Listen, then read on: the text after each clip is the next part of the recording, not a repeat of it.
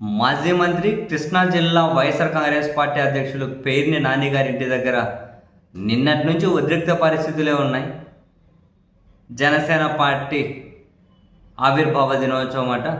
ఆయన ఇంటికి దగ్గరలోనే జనసేన పార్టీ దిమ్మె కట్టి దాని మీద జెండా ఎగరేయాలని, దానికోసం జనసేన పార్టీ వాళ్ళు నిన్నటి నుంచి ప్రయత్నాలు చేస్తుండడం, పోలీసులు వాళ్ళకు మద్దతు పలుకుతూ ఉండడం, వైఎస్ఆర్ కాంగ్రెస్ పార్టీ శ్రేణులు దాన్ని అడ్డుకుంటూ ఉండడం, చివరికి పేర్ని నాని గారి ఇంటి దగ్గరే వైసీపీ జిల్లా కార్యాలయం కూడా ఉంటుంది.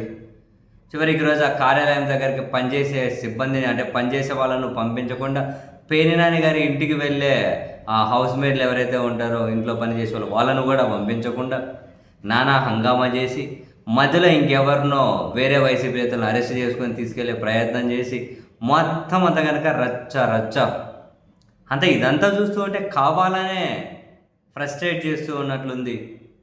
వైసీపీ కార్యాలయం దగ్గరికి వెళ్తూ ఉంటే కూడా పోలీసులు సెక్షన్ 30 అమల్లో ఉంది, ఎవరు ఎక్కడికి పోకూడదని చెప్పి అడ్డుకుంటున్నారట. మరి సెక్షన్ 30 అమల్లో ఉంటే వైఎస్ఆర్ కాంగ్రెస్ పార్టీ వాళ్ళకు మాత్రమే అది వర్తిస్తుందా?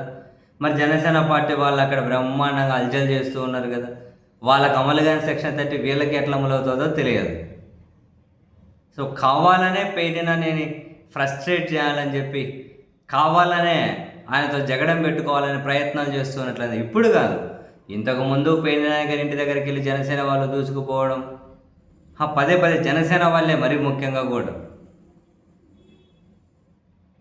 ఇంతకుముందు ఇంటి దగ్గర దూసుకుపోయే ప్రయత్నం చేయడం, ఆయన ఇంటి మీద దాడికి ప్రయత్నం చేయడం, ఇప్పుడు ఇంటి దగ్గరే జనసేన దిమ్మెగట్టి జెండా ఆవిష్కరించాలని చెప్పి చేయడం, ఆ ఇంటి దగ్గర అంతా రచ్చ, నానా హంగామా. ఇంకా పోలీసులు బై డిఫాల్ట్గా అధికారంలో ఉన్న వాళ్ళకి వత్తాసు పలుకుతూ ఉంటారు.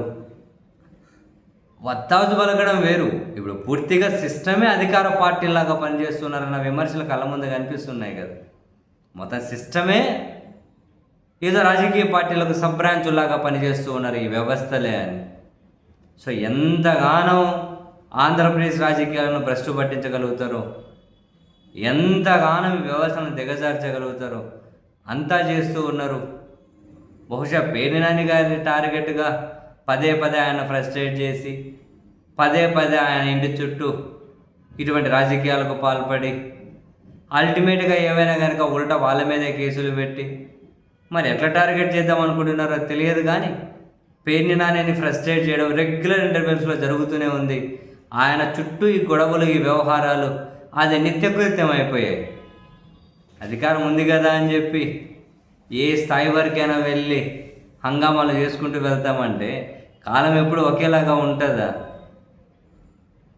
సో కాలాన్ని మనం ఇప్పుడు అధికారం ఉంది కదా అని చెప్పి మనకు అనుకూలంగా కంట్రోల్ చేసుకుంటే తర్వాత అధికారం ఈరోజు కాకుండా రేపు కాకుండా ఎల్లుడైనా మారుతుంది కదా. అప్పుడు పరిస్థితులు ఎట్లుంటాయి? అటువంటి వాతావరణమే ఉండకూడదు రాష్ట్రంలో అనుకుంటే రోజు రోజుకు అధికార కూటమి నాయకుల ప్రవర్తన మాత్రం ఏమాత్రం మారడం లేదు.